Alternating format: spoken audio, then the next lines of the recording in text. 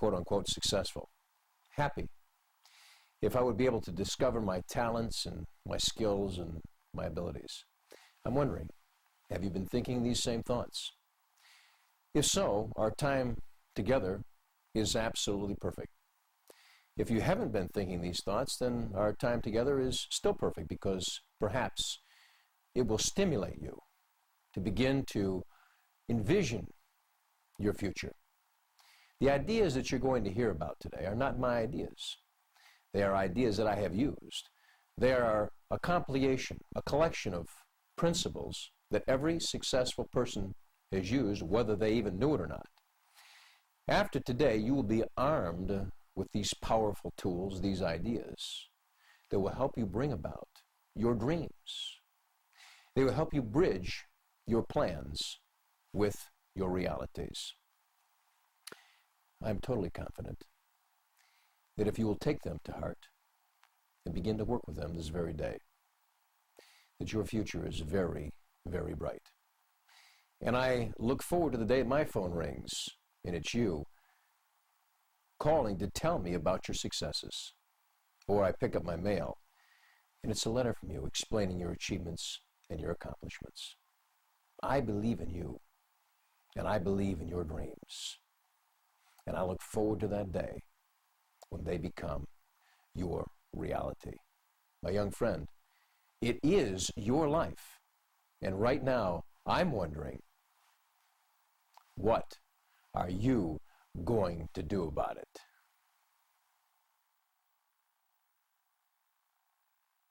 We enthusiastic people, that's enthusiastic. We enthusiastic people, that's enthusiastic. We enthusiastic people, that's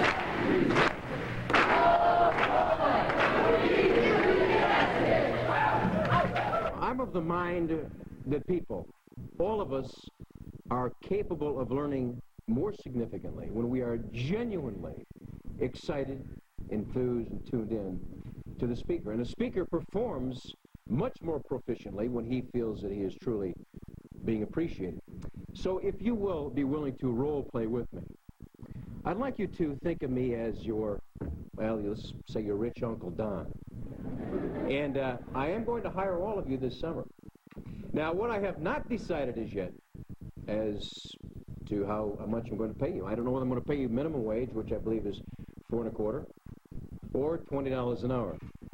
I haven't decided yet whether you're going to get the company cars, the old Pintos and the old Camaros, or the new Mustang 5.0s. Well, those are the convertibles. So let's just assume that we have to make this decision. Your Uncle Don has to make this decision. And perhaps we'll welcome him. And I think probably the decision will be very much dependent on how he's welcomed. So could we once again please welcome your Uncle Don?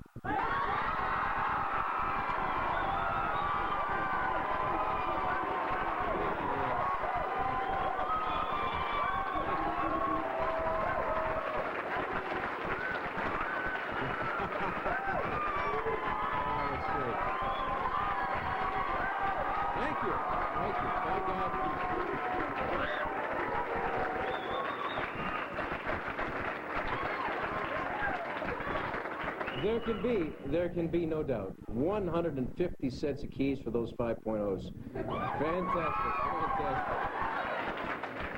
You know, I'll be honest with you, I am not at all surprised to see that kind of reaction from you, because I understand from reliable sources that this is the most dynamic group of Hobie ambassadors ever gathered at a Michigan State Conference. Is that true?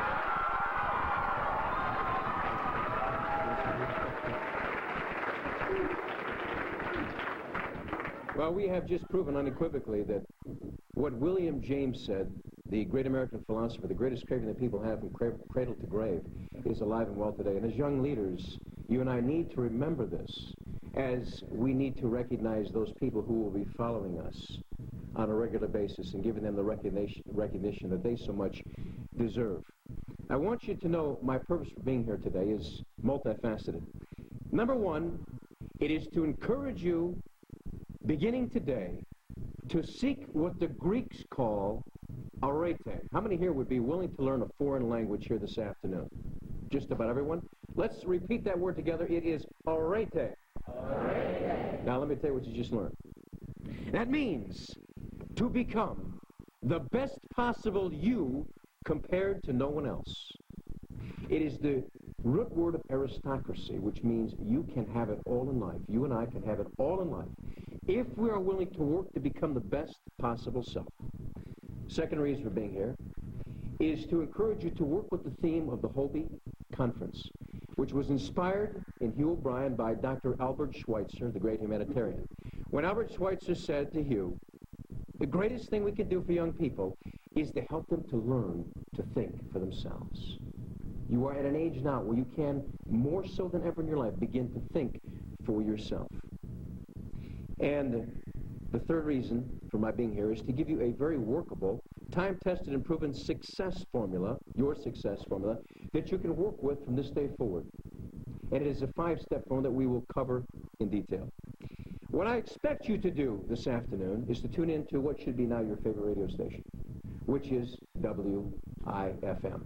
Station means, what's in it for me? You are here to get all that you can, so what is in it for you? And I want to share with you the summation of a letter I received 3 years ago from a young lady by the name of Krista Bryant. She said, Mr. Tocco, in 1984, I heard you speak at the Michigan State Conference. At that time, I was a C student. I kept mostly to myself. I had few friends. I did have low self-esteem. I had a who cares attitude. I spent most of my time watching television. Now, that was a little more than 2 long years ago. Since then, so many changes have taken place in my life. I have begun to volunteer my time at our local church, at the school library, at the hospital nearby. I have improved my grades. I have become an A student. I always wanted to be in the National Honor Society. This past year, I have become the president. And what is most exciting is that I made these things happen. So if you tune into WIFM, What's in it for me, I really and truly expect that I will be receiving letters in the months and years ahead from you that are telling me about your successes. So all of you have been selected by your peers, by your faculty. I consider everyone in this room unquestionably successful today. My question to you is, how many here would like to be even more successful? Can I see a show of hands? Outstanding. How do we begin then this quest to become more successful? I believe the first thing that you need to do, and I need to do, again, over and over, and we can never do it often enough, and that is we need to continue to identify what success means to us. So I ask you right now, as you sit here in June of 1990, in one sentence, how would you define what success means to you? Take a moment, think about it. I'll give you 15 seconds. Think about it. What does success mean to you today?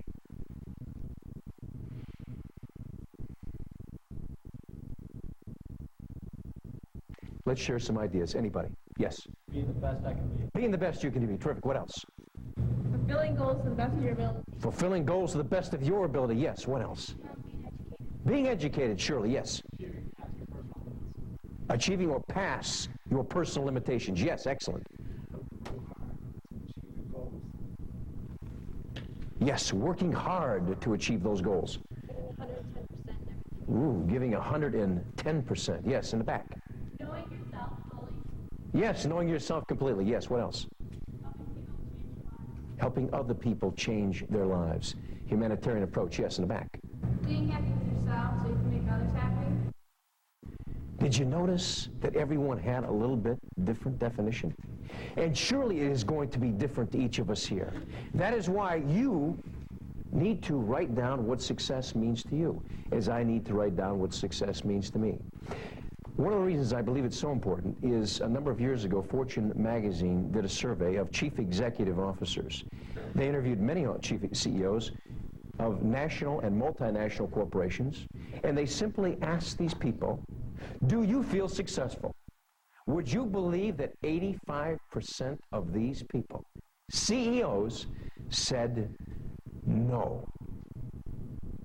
Imagine being 40, 50 years of age, maturing through the years and being the leader of a large corporation, and somebody asking you, do you feel successful? A guy would like to think we would all say, hell yes!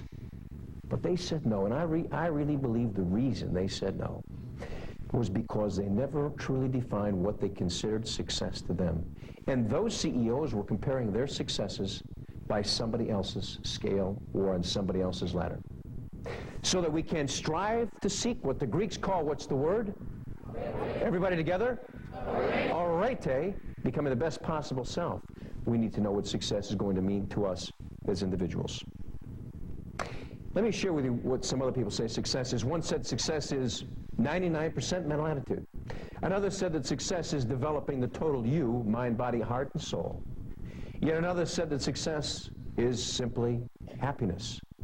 Mrs. Stanley said, that man, that woman is a success who has lived well, laughed often, and loved much, who has gained the respect of intelligent men and the love of children, who has filled his niche and accomplished his task, who leaves this world a better place than he found it, whether by an improved copy, a perfect poem, or a rescued soul, who never lacked appreciation for earth's beauty or failed to express it, who looked for the best in others and gave the best he had. So success is going to be different to each of us. Know what it is, write it down, and then we begin our quest moving toward greater success. Now, when Steve introduced me, he also said to you that I was here to give you some inspiration. Before I give you some inspiration, here is what I would like you to do. I'd like you to take a test with me, the only test that you ever have to pass, in my opinion. It's called the guy in the glass test. How many here would be willing to take a test if I promise there'll be no grades?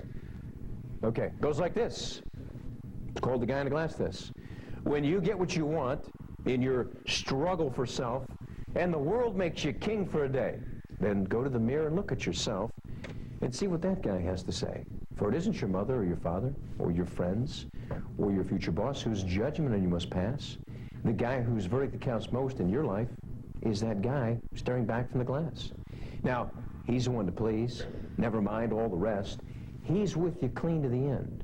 And you have passed your most dangerous and difficult test if the guy in the glass is your friend. Now, you may be like Jack Horner and chisel a plum and think you're a wonderful guy, but the guy in the glass says you're a bum if you can't look him straight in the eye. You may fool this whole world down a pathway of years and get pats on the back as you pass, but your final reward will be heartaches and tears if you've cheated the guy in the glass. Okay?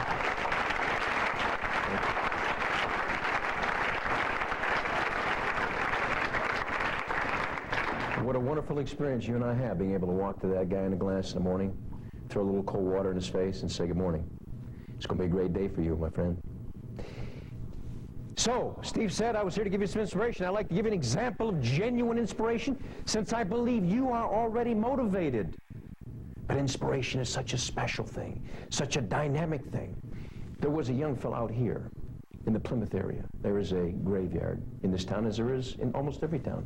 Well, he was cutting through the graveyard about 1 o'clock in the morning. It was last fall. And the moon was full. Put yourself in his place. There was a wolf in the graveyard, howling. I don't know, maybe it was a dog, a neighborhood dog, but whatever it was howling. And he was making pretty good time cutting through this graveyard, taking a shortcut home. Well, as fate would have it, the grave diggers had come that day and they dug a hole, but they did not put a casket in it, so there was a big hole in the earth. All of a sudden, as he reached the empty hole, bingo, he slipped down into it. Well, he was startled, naturally, as any of us would be, and he was trying to jump out, but the sides of the grave were indeed a little bit damp, and he couldn't seem to get good footing or grip. And he finally exhausted himself trying to get out of the grave, and he sat down in the dark corner of the grave and figured, well, tomorrow morning, the grave diggers will come and somebody will help me out of here as long as nothing happens here on this full night of a full moon. Well, he fell asleep, and about half an hour later, as again fate would have it, there was another young fellow. He was cutting home, probably from the same party, cutting the same shortcut. All of a sudden, bingo, he slips down in the hole. Well, he's trying to jump out. He's just as startled as the first guy was. But he can't get out either. But he does serve to wake up the first guy who's sitting there in the dark corner of the grave in amusement, watching him, knowing full well he's not going to be able to jump out. And so he says from the dark corner of the grave, "Hey, buddy, You might as well relax. You'll never get out of here. He flies out of the grave. If you heard a voice in the dark corner of the grave and the moon was full and a wolf was howling, you would be inspired.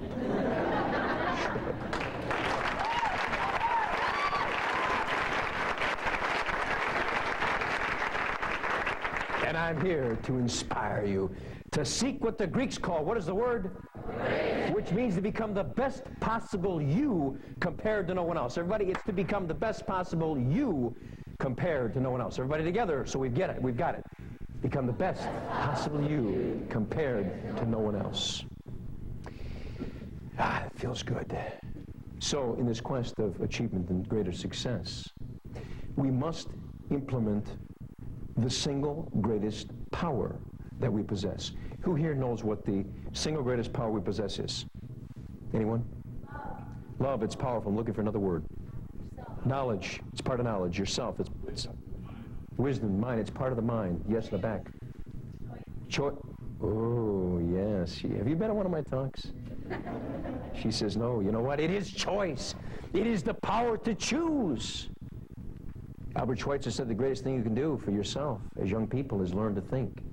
Think about that. The greatest power you and I possess is the power to choose. All of the good things that have happened to you in your life have not been by accident. They have been by a participatory choice. All the good things that will happen to you in our lives, you and me and the rest of the people, is going to be our choice to a great extent. So what we want to begin today to do is to be willing to make positive choices for ourselves. Choices that cause us to make changes for the better. Changes for the better is what life is all about. How many have heard of Rommel, the great German general who was in the World War II, Second World War? He was a great general. He had a great challenge. He was in North Africa in the desert for many months with a tank command. Imagine being in the desert without much water. Certainly no opportunity to shower. Only drinking water.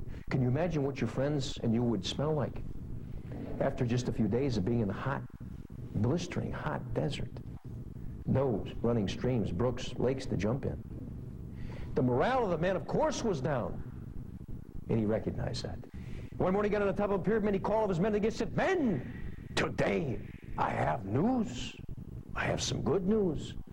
I have some bad news. But fell sick good news. Today, every man in this man's army will get a change of underwear. Hey, the roar went up. Can you imagine how excited they must have been? And then Rommel said, now, the bad news. Henry, change with Stanley. Stanley, change with Joseph. Joseph, change then just for the sake of change doesn't make any sense. But change for the better.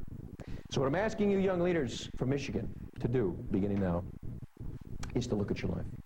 Look at those areas, and you know the areas that, we know the areas that we're weak in. Be willing today to say, yes, I'm willing to make changes, to choose to make changes for the better. Now, we work with our our dynamic five-step formula that every successful person has used, whether they know or not. You have used this formula, whether you have known it or not. There are going to be many things that you are very familiar with. You are going to say, Mr. Tocco, I know about these things. And I want to say to you that repetition, positive repetition, is very favorable. So if you're hearing it for the second, third, or 15th time, it's okay, because it's very important to hear the important things over and over till we've got them in subconscious competence. You will no more want to go into the future without this five-step formula than you'd want to get on a jet with a pilot who had no flight plan and about an eighth of a tank of gas. Step number one in your success formula, you and I must develop a burning desire that in its intense feeling down inside that is seen by our level of enthusiasm. And you know how that enthusiasm works. I want you to think about it. Let's say it's a Friday night. It is going to be a Friday night. Let's say you're home and you want to go to the movies. So you call one of your friends and you say, what would you do? You would say this. Hi, Carol. How you doing? I was pretty bored, so I thought I'd call you. I don't have any plans. I heard there's a pretty good movie. You know, Frank, he says it's pretty good, so I don't know. Why don't we go? You want to go? You know, if your friend is still on the line, I mean, you know, it's certainly not what you call motivated. Conversely, knowing you would call and you'd say, "Hi, Karen. It's me, Susie. Hey, you know what? I talked to Frank yesterday. He saw that new movie. He said it is incredible. He said you can't even sit. We'll be on the edge of our seat. You can't sit still. He said there's so much action. He said, there's a couple of good-looking guys in it, a couple of good-looking gals. Now, we got to see this movie. You want to go tonight?" Now, who would you rather go with? Yeah. Enthusiasm is what causes people to move in the direction we'd like to move. You are young leaders. See, whether you even like it or not, you're here. You are recognized as dynamic young leaders. People will follow people who are genuinely enthused. Now, I have a wonderful example of enthusiasm. My dear friend Joe Girard, who is the only man who has ever been in the Guinness Book of World Records. He was in it 12 years in a row as the greatest salesman in the world, and all Joe had to do to get in the Guinness Book of World Records, to be the greatest salesman in the world, was to sell, on the average, every single day, 6 cars. 6 automobiles, one-on-one, every single day, 12 years in a row. Now, you're probably not in the act of selling many things, so you wouldn't be able to fully appreciate that, but that is incredible. Nobody's ever come close to that record.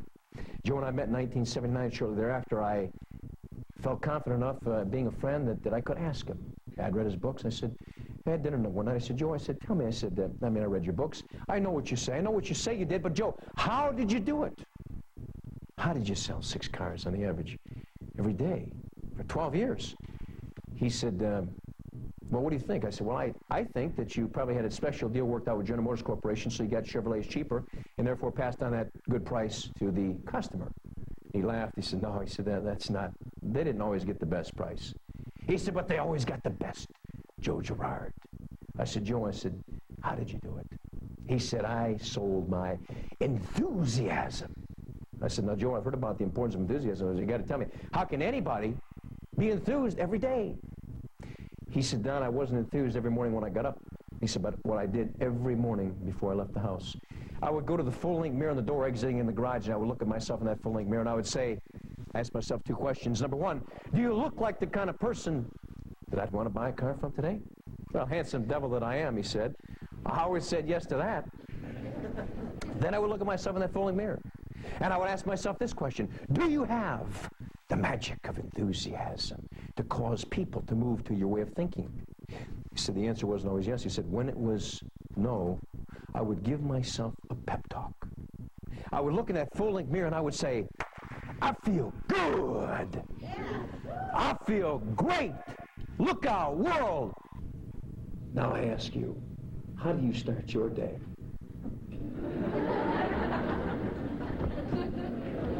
Oh, sunshine. Oh, no. Another, you know. So we have the single greatest power we possess is the power to what? Everybody together is the power to what? The power to choose your single greatest power. So therefore, on those mornings, in those moments, in those days and hours that we don't feel the way we would like to feel, we have a choice. Is it incredible or not? We can actually change how we feel. Giving ourselves a pep talk is a wonderful way to do it. Now, I had my own pep talk. I had a pep talk before I knew Joe Girard in the middle 70s. I had a pep talk that was, to this day, I can't believe what I used to do. I lived in a small 1-bedroom apartment in Warren, off of 11 Mile and DeQuinder. I would get up in the morning, go into the shower, take a shower, and then I would turn the water on cold just before I got out. Now, you know what that does to you? Let me tell you. It really gets the blood going. And I would say to myself, "Whoa! I am a living, breathing human dynamo." What I didn't realize is the walls in this apartment were paper thin. I mean, I'd walk on, these people would look at me like, "Oh, Tim." I don't care what your pep talk is. Come up with something. When you're not feeling as good as you want to feel, you and I can change that feeling. So we're talking about developing, maintaining a burning desire. When I was 21, not much older than you are today, I was already $7,500 in debt. I was driving an old Pontiac. The back end was caved in from one accident. The left rear quarter panel was caved in from another accident. Obviously, neither one were my fault. And when I had a date, the car was always clean, I would drive down the street, then I always park the good side of the car facing the girl's house, so the parents, wouldn't look out and say, hey, you're not going out with that left foot. Look at that car. And I was already a dropout at college. I dropped out with let me put it to you this way. I was in the half of the class that made the top half possible. And my dad exactly wasn't my greatest fan. I remember one day, you know how your parents, you get that feeling as young people, when your parents want to talk to you? And so, it was a Saturday morning, I had this feeling that my dad really wanted to talk to me, I didn't want to hear anything. So I'm kind of sneaking out of the house, and it was as though he had eyes in the back of his head because he was reading the newspaper and drinking his cup of coffee, and he said, just a minute. And he turned around to face me, and I said, yeah, what is it?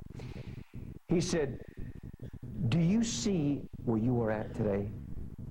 I said, yeah, I see where I'm at today. And I knew what he meant. In debt, 3 car payments behind, not paying any room and board, dropped out of school, no job at the time. He said, that is where you will always be. You will never make it.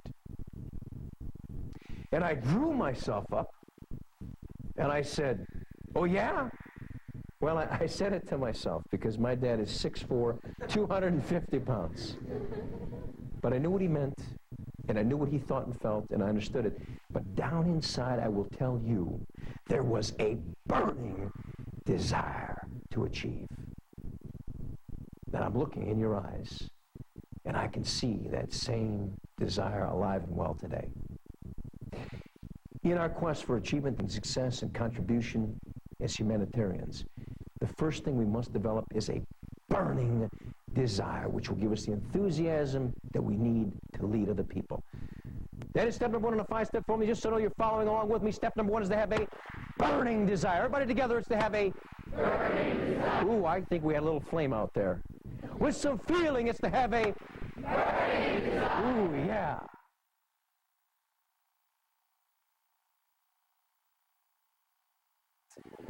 Step number 2 in a 5-step formula, and I'm sure that you have taught these young people well as it relates to this specific thing, and it is redundant, but you cannot be too redundant on important issues. You must be willing and able and clear on setting specific goals. They must be your goals. Otherwise, your blood will never boil. You must have a plan that's written and reviewed on a regular basis. Goals, short-term and long-term. Why must they be written? This is not just me telling you, suggesting to you to write down your goals. There was another survey done by a gentleman by the name of Garvey to a group of Harvard graduates 10 years out of school. 97% of the graduates from Harvard 10 years out of school did not have their goals written down. 3% had them written down. The 3% were out earning the other 97% in an aggregate number of 10 to 1. So give yourself a raise in the future. Write your goals, write your objectives down, and review them on a regular basis. I highly recommend that you start small. Start small. Start tomorrow, and start simple. Mr. Tocco gets up in the morning. First thing I do is I roll out of bed and I roll on my knees. I thank God for another day. I pray for my family, my friends, and I also pray for the young people of the world. Second thing I do is I make my bed. How many would be willing to make the beds tomorrow morning? All right, pretty good. About 3%. Start simple, start small. Make it easy on yourself. The next thing I do is exercise. Have not missed a day in over 10 years. I'm going to tell you the story in a few minutes. So before I even am out of the bedroom in the morning, I have already done a number of things that require discipline. Start small, but I want you to begin to think big, bigger than you have ever thought in your life. As an illustration, there was a little boy who was 9 years old. He was sitting on a curb in front of his house one morning, and next to him was a little dirty dog. And next to the dog was a sign stuck in the ground, said, "Dog for sale, 25 cents. And a businessman was walking by, and he stopped. He said, "Good morning, son." He said, "I see you're selling your dog." Little fellow looked at me. He said, "Yes, mister." He said, "Would you like to buy him?" Businessman said, "No, thanks, son." He said, "I have a dog." He said, "But May I make a recommendation as a businessman? Little fella, he said, mister, he said, sure you can. He said, son, I suggest that you take him in the house, give him a good bath. Why, he looks like he could be a white dog. And why not put a big red bow around his neck? And son, think big. Ask for more money. Little fellow looked at me, he said, mister, he said, that's a good idea. And he scooped up his dog and he ran in the house. Businessman went to work. Next day he came back. He was walking by, and there was a little fella sitting on the curb with his dog. By golly, it was a white dog, as white as it could be, with a big red bow around his neck, and sign stuck in the ground said, dog for sale, $10,000. Businessman said, son, he said, wow, he said, you really think big. Little fellow, he said, mister, he said, I know it. He said, would you like to buy him now? Little fellow, the businessman said, thanks, son, I got a dog. He said, don't need another dog. But good luck to you. Went to work. Came back by the third day, and you know what? The little boy and the dog were gone. Well, businessman was curious. He was like Hugh. And so he went to the door, and he knocked. Little fellow came. They said, morning, mister. Businessman said, son, he said, I noticed that you and the dog are gone. He said, what happened? He said, sir, I sold him. Businessman said, son, he said, how much did you get? He said, sir, I got 10,000. Businessman said, son, he said, come on. He said, yeah, I'm the one that suggested you to raise the price. He says, you can be honest with me. He said, no, sir. He said, I got 10,000. Businessman said, son, how did you do it? He said, sir, I traded him for two beautiful $5,000 cats. Yeah, see, it doesn't cost 1 red cent for us to think big. And God only knows what will happen in your life, in my life. We're talking about short-term goals, long-term goals, short-term, bite-sized, day-to-day, long-term. What is your vision? What is your vision? I spent an hour with one of the leaders in the American automobile industry, one of the leaders in the automobile industry of the world, 3 weeks ago. Mr. Red Poling granted me 1 hour so that I could ask him some important ideas, and I told him I want to share these ideas with young leaders from Michigan and around the world. And there were a number of substantive things that were shared. One of which, he said to me, part of my success is due to my work ethic, my willingness to work 12-hour days. 12-hour days are normal. And he said, I work with a plan, and I let my people know what that plan is. Now, Red Poling started at Ford Motor Company as a hiree. He walked in off the street and was hired as an accountant. 34 years later, he became chairman of the board of the corporation. And a good friend of his, who was a gentleman I also know, his name is Ed Lundy. He has helped train more executives, chief financial officers, I am certain, than any person who has ever lived. And Mr. Lundy told me that this man, Red Poling, has an enormous capacity for work, a love for what he does, and a great vision. And today, he is the person most responsible for turning around our domestic car industry. So perhaps Red heard this story 34 years ago. It's a story about a young man who was 18 and an older gentleman who was 60. And they were working on a railroad out west. It was 1850. And they were driving these big long spikes down into the tie to hold the rail down. It was about 115 degrees in the sun. And the older fella tapped the young fella and motioned him back off the track. The young fella said, what's going on? He said, the train is coming. But there was no train in sight. All of a sudden, around the bend, way off in the distance, came the train toward the two gentlemen. And as it passed, there was a beautiful jet black engine, 3 orange passenger cars, and a red caboose. And as it passed, leaning on the railing of the caboose, was a tall, distinguished gentleman in a very handsome suit. And the fellow on the track looked up, and he said, hey, hello, Frank, how are you? And the gentleman on the back of the train looked back. He said, "Hello, Sam." "Sam, God, it's good to see you." And the train went off in the distance. And the older fellow stood there staring at this train until it virtually disappeared. Finally, the young fellow said, "Sam," he said, "who was that?" The older fellow said, "Don't you know? That was the president of this railroad." "Wow!" The young fellow said, "Really?" He said, "Sam," he said, "how do you know the president?" He said, "He and I started working together 45 years ago on the same job that you and I are doing today." The young fellow said, "Really?" He said, "Well, Sam," he said, "how come he's president and you're still doing the same thing?" The older fellow looked at him and he said, "I've thought about that for several years since he became president." And he said, he said, "I finally figured it out." He said, "You see, 45 years ago, we went to work together.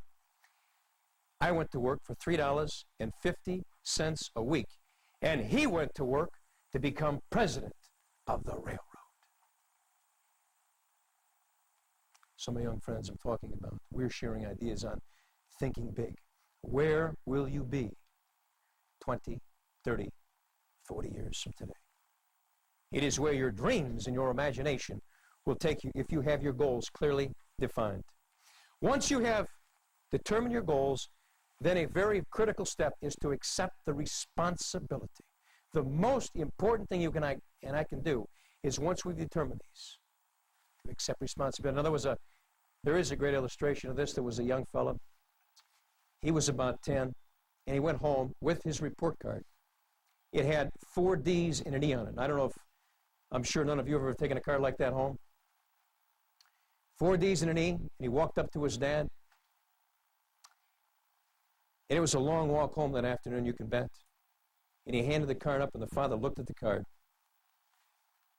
And you could see the blood rushing to his face.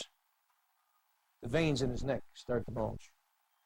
You knew he was trying to figure out what he wanted to say to his son that would be important and meaningful.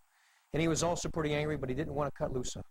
But before he could say anything, the little guy looked up. He said, "Dad," he said, "what do you think it is?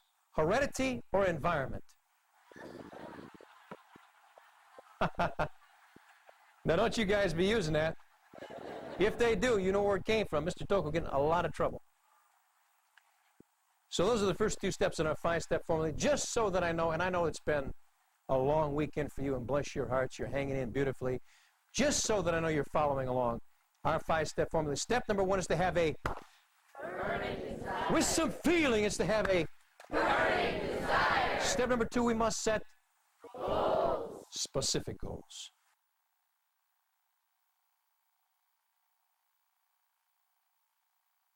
Step number 3 in our formula here is you must develop. Notice I didn't say you must possess today. You must develop and maintain an I can attitude, faith in self and faith in God. My young friends, you know that our attitude does determine our altitude. There are no grades in the real world, but people measure us by our attitude. And you can see somebody's attitude by the way they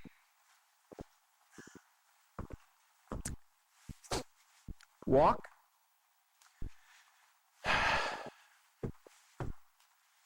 how the way they carry themselves, whether or not they have a smile or a frown upon the face.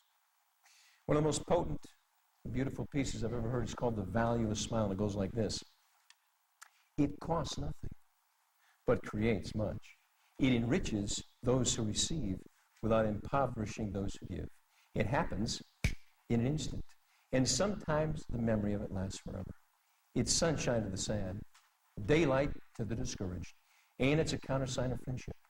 And yet, it's in no earthly good to anyone until someone gives it away. So, may we ask you, at the end of a long day, if you happen to see someone without one, please give them one of yours, because no one needs a smile so much as the person who has none left to give. Your attitude, my young friends, is very much the case of how you will be hired in your next job. My friend Karen Boland hired 500 people when the Michigan Inn opened up in Southfield, Michigan. And I said, Karen, how did you hire 500 people? Did you go based on grade points? She said, no. I said, well, then you must have gone on experience. She said, no. I said, you went on appearance. Was that the most important thing? She said, no. I said, what was it?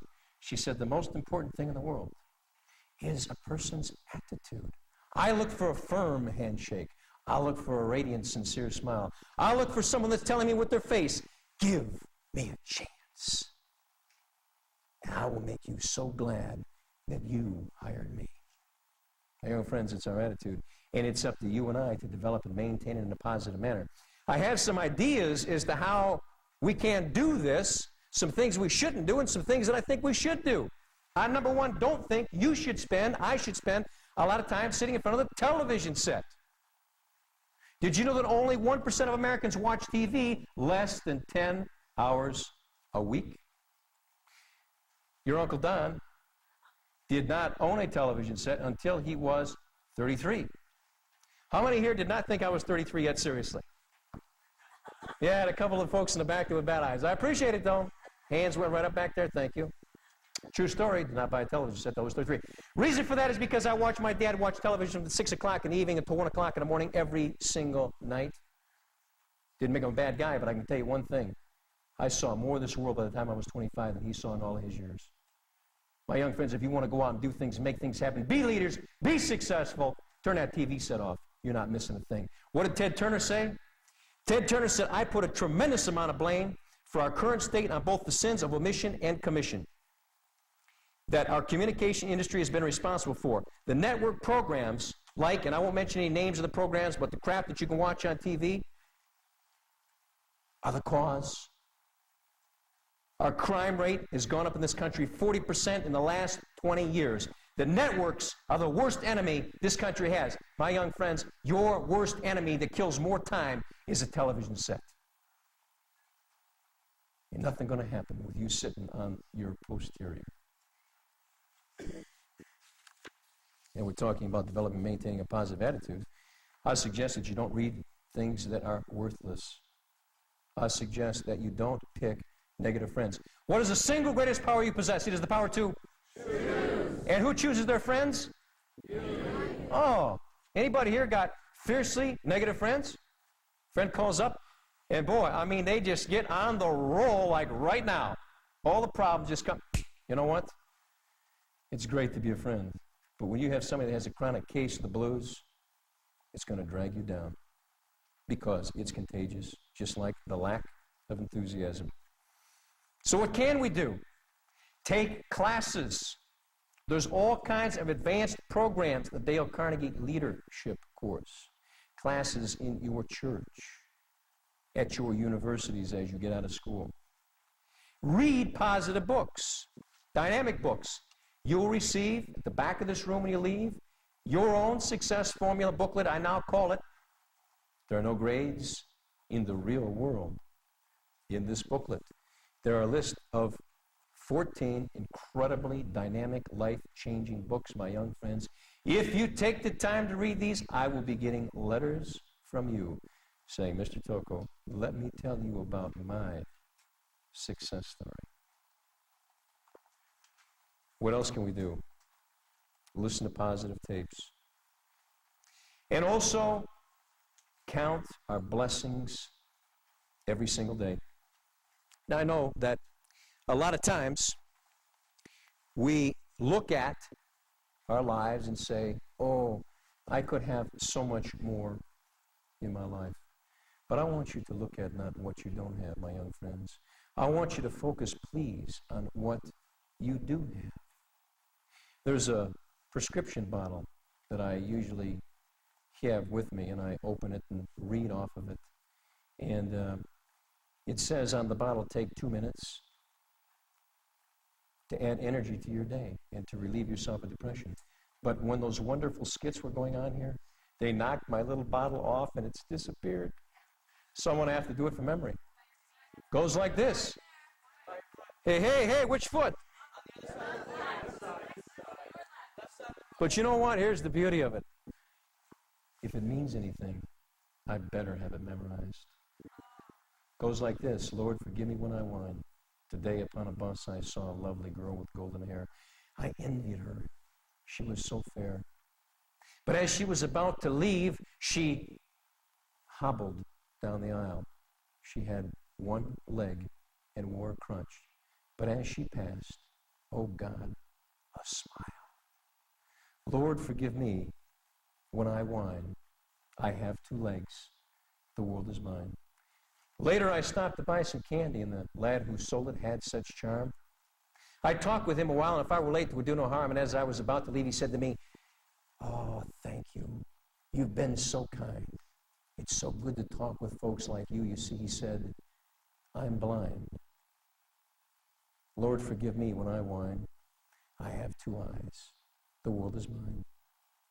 Later, I passed the playground, and there was a child standing with eyes of blue. He did not know what to do, and I said, "Why don't you join the others, dear?" And he looked straight ahead without a word, and then I knew he could not hear. Oh, Lord, forgive me when I whine. I have two ears. This world is mine. With legs to carry me where I would go, with eyes to see as sunsets glow, with ears to hear what I would know. Lord, forgive me when I whine. I'm blessed indeed. This world is mine.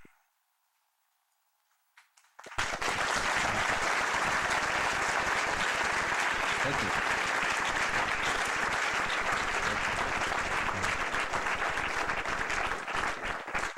Thank you, because I know that you can relate. So the only other thing, Mr. Tocco, your Uncle Don wants you to do is make a long list of all the things you have to be grateful for in your life. And you will be amazed at how fortunate you are. My young friends, it is not what is your IQ. It is what is your AQ, your attitude quotient, your faith in self, your faith in God. And how important is your faith and my faith in God? I had the distinct honor and privilege of spending 1 hour with Red Poling, the chairman of Ford Motor Company, about 6 weeks ago. I said, "Red, what is your faith?" He said, "I will tell you this, that at the top, it can be very lonely, and sometimes there's nobody else to talk to but God."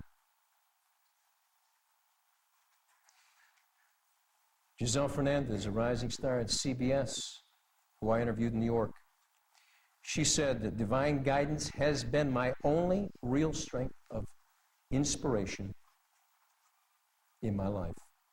So my young friends, I am not a minister, I'm not a priest or a rabbi. I'm not going to try to convert you to something, because I honestly couldn't tell you what the perfect thing for you is. I just know this, that there is something great and magnificent and wonderful. You can call it God. I choose to call it whatever you like. But it's alive and well in your life and in my life. So, it is not your IQ. Our IQ is irrelevant here. It is what is your AQ, your attitude quotient. So, those are the first 3 steps in a 5-step formula. Just so they know you're following along. Step number 1 is to have a burning desire. Step number 2, we must set specific goals. And step number 3, we must develop and maintain an attitude. Outstanding. Step number 4, we must persist. That is the activity of keeping on, keeping on. When the going gets tough, what happens? Well, we've changed that to fit the 90s. When the going gets tough, the dweebs walk. My young friends, most extraordinary accomplishments are made by ordinary people with extraordinary persistence and determination. In the 30s, the great speaker, perhaps maybe considered in the world at the time, was Sir Winston Churchill. He was invited to Eton University to deliver the commencement address. It was a very prestigious occasion.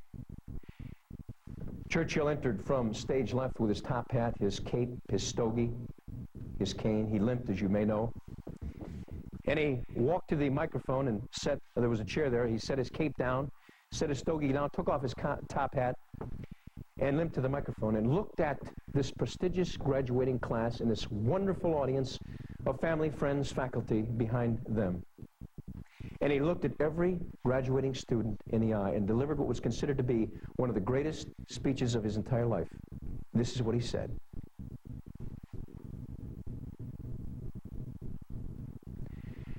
Never give up.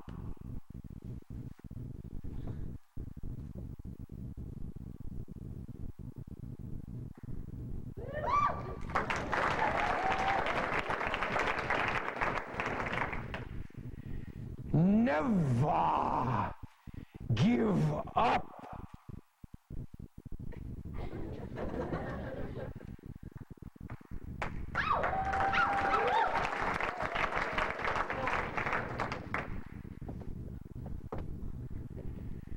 Never give up.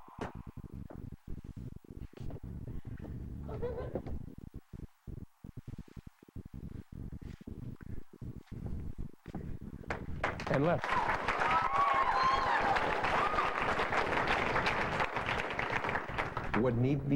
What more need be said about the dynamics of you and I keeping on, because how do we know how close we are to that dream, that goal, that plan, that one break that we've been waiting for? So we keep on, keeping on. And you know, you're going to run into rejection. We're all familiar with it. I expect to be rejected at least 3 times a day, or I figure I'm not living at the highest level. Rejection is no fun, but I have discovered this. People do not reject the performer. They reject the performance, which means if you and I are being rejected, we can go back and rehearse and practice and improve and come back again. The activity of keeping on. My young friends, don't worry about becoming or coming in first place. What I encourage you to do is just be first class. Just be first class. And in time, you will come in first place. Persist in developing your leadership ability. Now, what is leadership? Last year, I had the opportunity to ask General Schwarzkopf this question. Actually, it was 1991, shortly after the campaign. He said to me, leadership is a potent combination of character and strategy. If you must be without one, be without the strategy. I heard Gorbachev, I met the Gorbachevs last year, Mikhail Reis, in New York, and heard him speak. And he said, leadership begins with responsibility. Do you think Mikhail Gorbachev knows anything about leadership? Begins with responsibility. Larry King wrote to me. I asked him to give me his definition of leadership. He said, one who can inspire others to obtain a high percentage of their capabilities. Red Poling. He said leadership is made up of 3 traits: consistency, dependability, and predictability. Giselle Fernandez. Leadership requires the leaders walk their talk, define their values and their beliefs, and dream big and inspire others. My young friends, leadership is not something that you are going to develop in the next 15 minutes. It's going to be developed over a lifetime of effort and a lifetime of commitment. It is going to be developed by your willingness to persist, to keep on keeping on when the odds are against you and everybody says, what's wrong with you? When are you going to give up? Don't even answer them. Just smile to yourself and say, never. Those are the first 4 steps in a 5-step formula. And just so that I know you're following, step number 1 is to have a burning desire. Step number 2 is a set specific goal. Step number 3 is develop, maintain, and I can attitude. And step number 4, we must. Oh, yes, we must. In step number 5, I want to tell you that the first 4 you can forget as quickly as you care to if you and I are not willing to take the 5th step, which is we must be willing to take courageous action. Action. Action. Nothing debilitates. Nothing stops. Nothing is worse than the force of fear. Courageous action is the only thing that I know that dispels the fear, the anxiety, the self-doubt. We have to move into action. Let me show you the dynamics, if I may here quickly, the dynamics in the power of fear and how it really does work in our lives physically. It works on us emotionally, but it also works on us physically. We can actually experience it in moments when we would least expect it. I am going to ask one of you, perhaps an adult, I may ask two of you, a student, to come up here, and no one in this room is exempt, so don't sit way in the back and go, well, Mr. Tocco can't see me back here, so that will not be a problem. I'm going to ask you to come up for only 2 minutes and just give me a quick recap of what we have shared so far.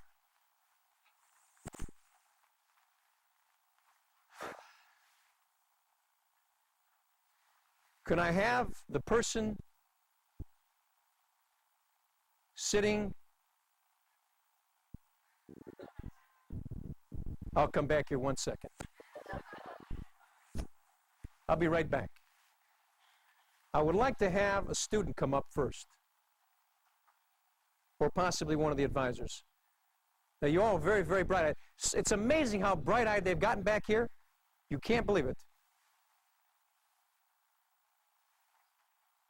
Could I ask, let me ask you this. Did anybody's heartbeat go up a little bit? Why was it that I saw several people suddenly very interested in the bottom of their ties? Very interested in their shoes? Over here, I saw a few looking around. Enough to say, don't you dare point at me. I am not coming up there. You can point, your finger will fall off, Mr. Tocco, before I come up there. You see, every day we get ideas and we say, yeah, maybe that would work. But then something inside says, no, no, no, no, no. You don't have the training for that. You don't have the experience. You don't have the wherewithal. And so we feel this feeling of fear which debilitates, and we don't charge, we don't move forward. As a more trendy example now, you young folks, now I know, you all go to dances, and the music is playing, and you all kind of hang around together. I don't know if it was like that when you guys were young, but the girls would kind of hang around together in little groups, and the guys would be like wolf packs. You know what I mean? The dance is going on, and it's early in the evening, and one guy looks, he says, wow, he says, did you see her? Isn't she cute? Yeah, she's over there. And they go, yeah, she's really cute. Why don't you go dance with her? Nah, go on, go dance with her. Well, you know what? This little encouragement helps.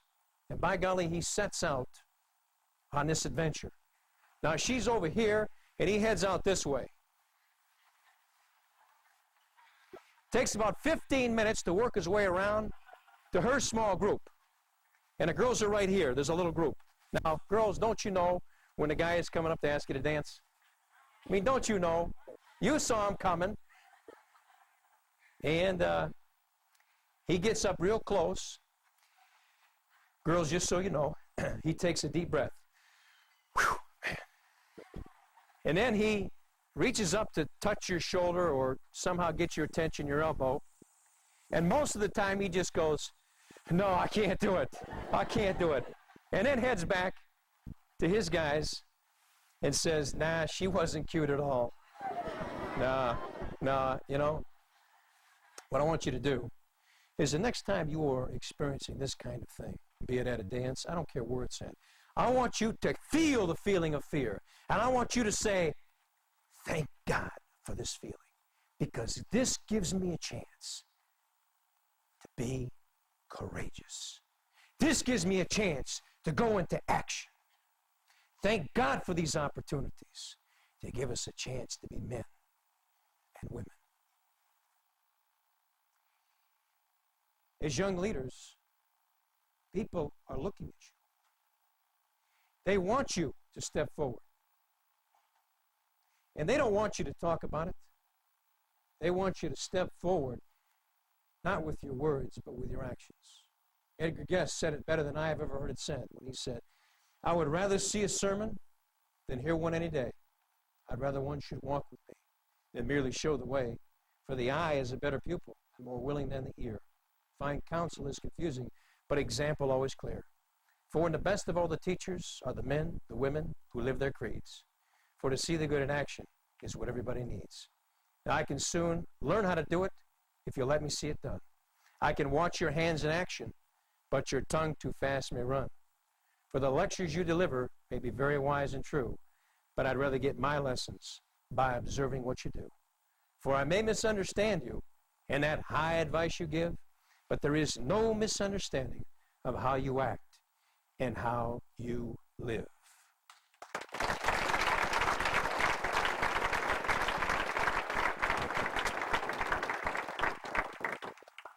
So we're talking about taking what kind of courageous action? Positive or negative? Is it possible to take courageous negative action?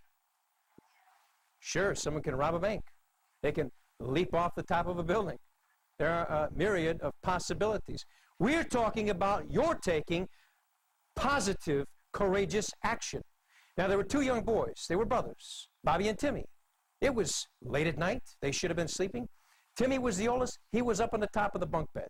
Bobby was the youngest. He was on the bottom. That's the order, the pecking order. Isn't that how it goes? Timmy leans over, and he says to his younger brother, Bobby, he says, I think tomorrow I am going to start to swear. Oh. His younger brother Bobby leans over. He says, Timmy, what are you going to say? He said, I think I'm going to use that big swear word, hell. Whoa. Bobby says, that's a big swear word. He says, I know. And it's quiet for about 10 minutes. And little Bobby leans over. And he says, Timmy. And Timmy leans over the top of the bunk bed. He says, what? He says, Timmy, I think tomorrow that I am going to start to swear too. Oh, Timmy says, what are you going to say? He says, I'm going to use that big swear word that Uncle Harry always uses. You bet your sweet ass. Whoa! Timmy says, whew, this is a big swear word. Timmy says, he says, yes. He says, I know. Well, the next morning, the sun comes up. I tell you, these guys are so excited. They leap out of their respective beds. They get dressed unassisted. They rush downstairs and they jump into their respective chairs. And Mom says, Timmy, honey, what are you going to have for breakfast? He says, hell, Ma, I think I'll have the Cheerios. She leans back and she slaps him across the side of the face, knocks him out of his chair, sends him across the wax floor, skittering into the corner. And she turns to younger brother Bobby and she says, Bobby, honey, what are you going to have? He says, Ma, he says, you can bet your sweet ass it's not going to be those Cheerios.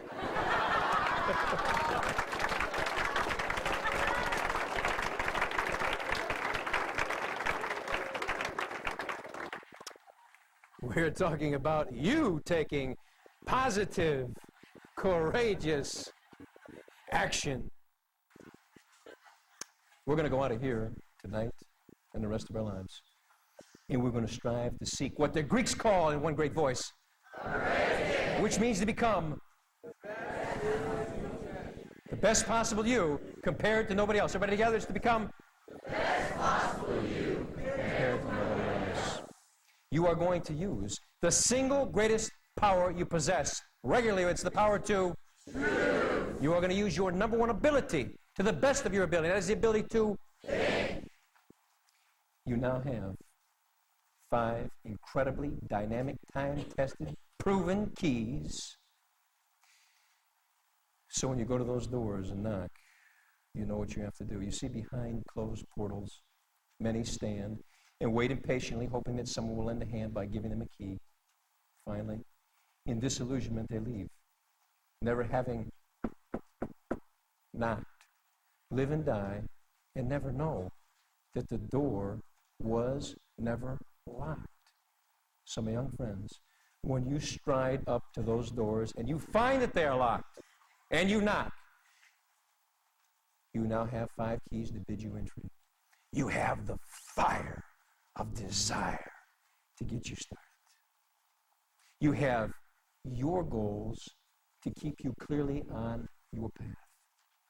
You have the power of a positive attitude, faith in self and faith in God to get you through the dark and difficult times, and there will be dark and difficult times.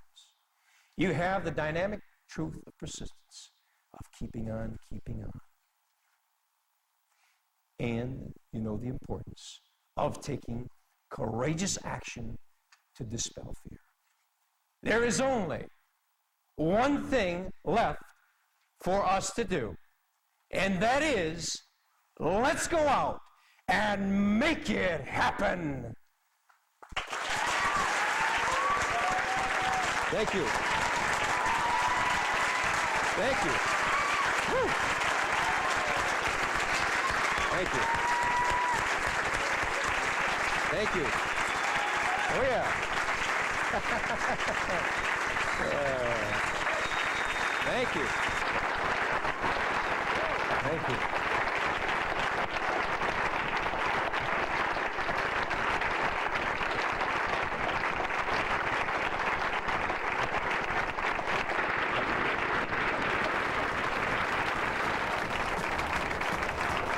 Thank you. Thank you. You guys are the best.